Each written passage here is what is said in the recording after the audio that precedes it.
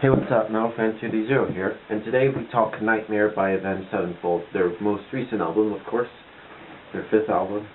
This was released in 2010, of course. So, now I want to talk about this album, alright? In 2000, as I said in the last review, the Avenged Sevenfold were started writing this album after their last show of their self-titled touring album cycle, of course. They kept writing, of course, up until around November, December-ish, where it was complete. I think they sort of little lyrics and stuff. Yeah, and they were about to hit the studio around in January or so, but then tragedy struck when the Rev, their drummer, had died on December 28th, 2009, at the age of 28. Now that kind of sucked, and they were at a point where this album could have never happened, could have never came out. I mean, they were considering breaking up at that point, but then the fans sort of wrote inspiring letters and stuff, and during New Year's Eve when the clock hit 2010, they were like, they have to do this for Jimmy, of course, Jimmy Sullivan, the Rev, of course. And so they were gearing to sort of write some more lyrics for the album, of course. And then they were figuring out who would play the drums for the record. I mean, the Rev wrote most of the drum patterns and stuff. I heard one idea that one of the Rev's sisters actually suggested having an idol play.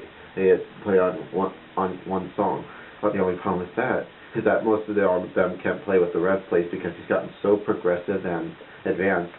But there was one person that could able to do it, which is former Dream Theater drummer Mike Portnoy, who sort of was also touring. He was then touring with Iron Maiden at the point, but then he sort of helped Avenged sort of record the drums for y'all, of course, and they did this album, of course, and they've toured and promoted it since then, for a while. But now let's talk about the album. The album opens up with the title track, of course. It starts off very slow. Then it gets to the fast, then sort of in-your-face, sort of melodic and fast-paced song. It's a great way to open the album. And there was an early demo version with the Rev playing drums on an electronic drum kit that they actually got in this song, on the title track. But yeah.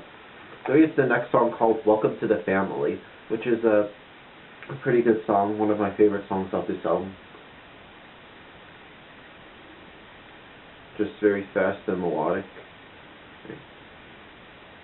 Next song is called Danger Line. Just sort of has many of the dual guitaring leads and stuff. Then the album sort of slows down a bit with a sort of a ballady type song called Buried Alive, which is a very good song, I have to say.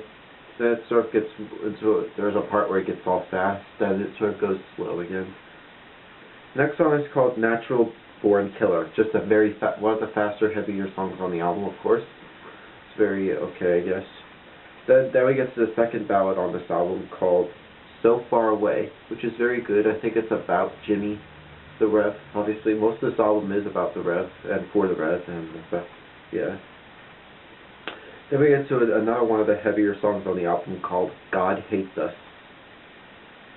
Yeah. It's sort of, I heard that sort of returns to their older style of Avenged Sevenfold, sort of the older metalcore stuff, and M Shadows actually screams more. In fact, I should also point out in the last review that M Shadows sort of starts screaming a little bit again, but to be honest, he sounds okay, but he doesn't sound like he did during Waking the Fallen and stuff.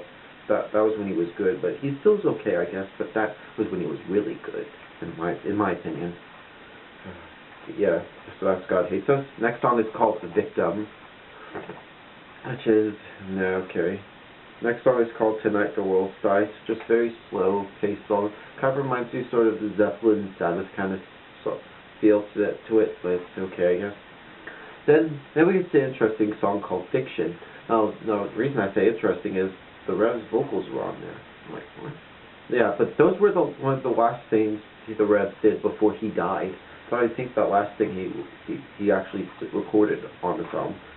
Like, and you know what's ironic about it? It actually sort of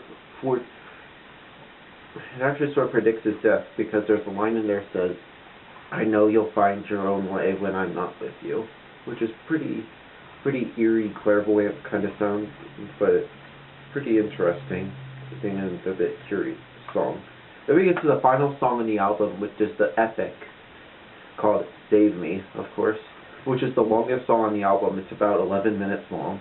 It's pretty progressive, advanced, and fast and slow, and everything about it.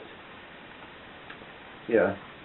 And they toured for this album up until around 2011, of course.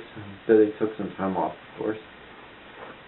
In 2012, they did some little shows, just some shows they missed during the Nightmare Cycle, and that's it. Now, this album, of course, was what I heard the hardest album to make, but they glad that they made it through and really made this album. Now, the score I'm going to give this album, I'm going to give Nightmare by Avenged Sevenfold a 9 out of 10 later.